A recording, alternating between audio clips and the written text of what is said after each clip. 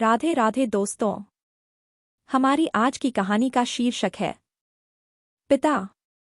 सोहन एक गरीब रिक्शा वाला था। उसकी बेटी का नाम ऋतु था। ऋतु ने अब 6th क्लास में दूसरे स्कूल में एडमिशन लिया था, जो उसके घर से थोड़ी ही दूरी पर था।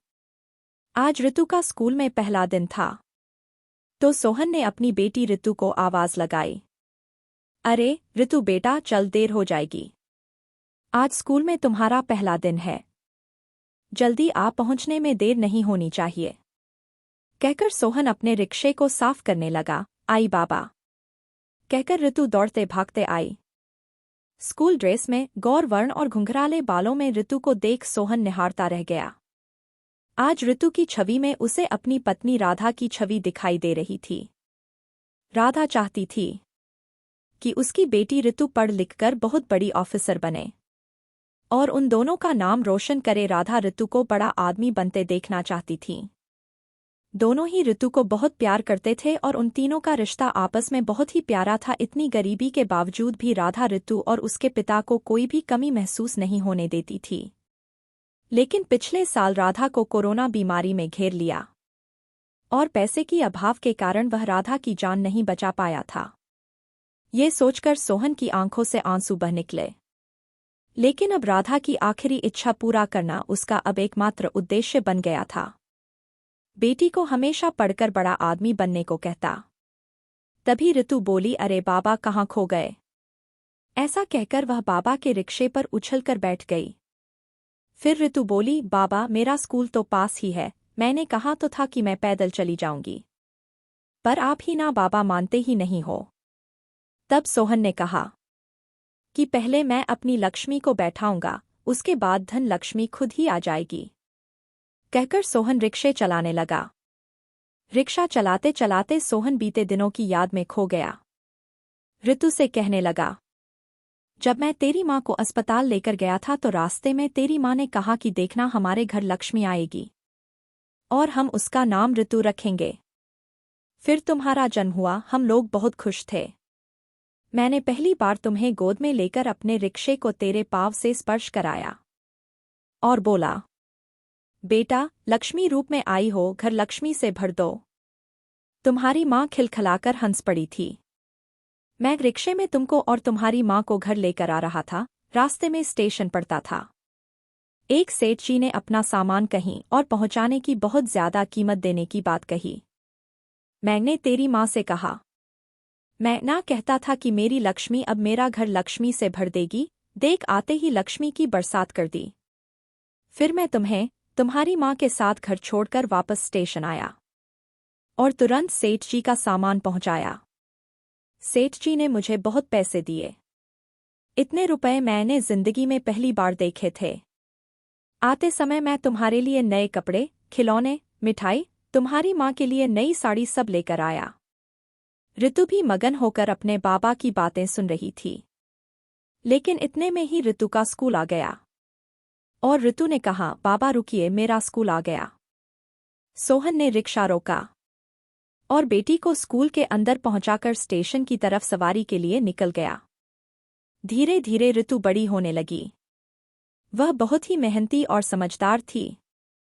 उसका एक ही सपना था कि मुझे अपने पैरों पर खड़े होना है, अपने माँ बाप को कुछ बनकर दिखाना है और अपनी माँ का सपना पूरा करना है।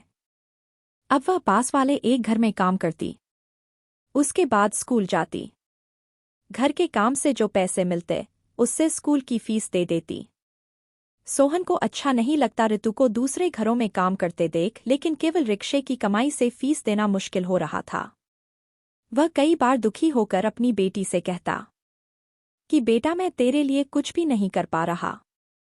मैं नहीं चाहता कि तू किसी के घर में काम करे, लेकिन मैं मजबूर हूं।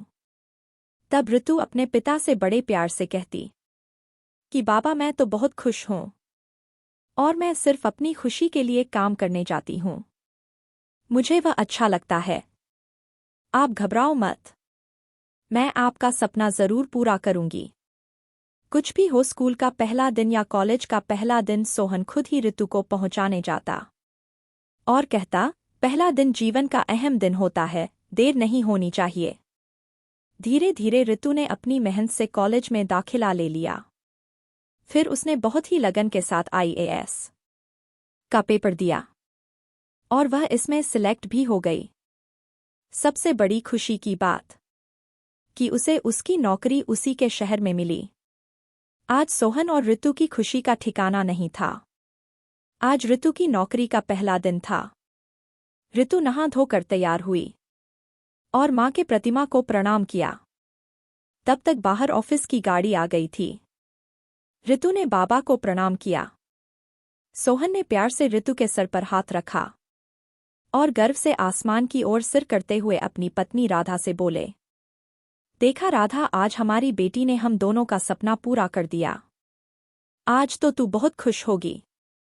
अपने बाबा के मुंह से यह सुनकर ऋतु और उसके बाबा दोनों की आंखें नम हो गई। अब ऋतु बाहर निकली और ड्राइवर से कुछ बातें की। फिर वह गाड़ी ले चला गया। गाड़ी को जाता देखकर सोहन ने कहा, क्या हुआ बेटा, तुम ऑफिस क्यों नहीं गई? ऋतु ने कहा, बाबा, मेरे ऑफिस का आज पहला दिन है और आपने ही सिखाया है न बाबा कि पहला दिन जीवन का अहम दिन होता है।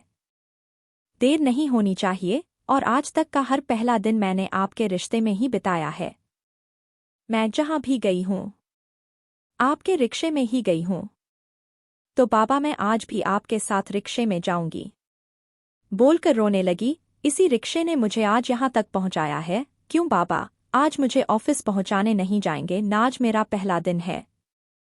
सोहन खुशी से रो दिया। अभी आया बेटा, कहकर फूल वाले दुकान से फूल लाकर रिक्शे को खूब सजाया और ऋतु का हाथ पकड़कर बोला, आइए मैडम, आपको ऑफिस ले चलें। ऋतु बाबा के गले लग रो पड़ी। फिर ऋतु को ऑफिस की ओर से बड़ा घर रहने को मिला।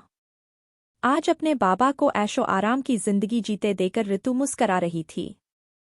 साथ ही रिक्शे को एक कमरे में सहला रही थी और बोल रही थी, अब तुम आराम करो, बहुत थक गए हो न तुम हमारे साथ दौड़ते भागते। दोस्तों, कैसी लगी आपको पिता के संघर्ष की कहानी? अगर आपको कहानी अच्छी लगी हो तो वीडियो को लाइक करें और चैनल पर नए हो तो चैनल को सब्सक्राइब करें। हमारे साथ अंत तक बने रहने के लिए धन्यवाद। जय श्री राधे।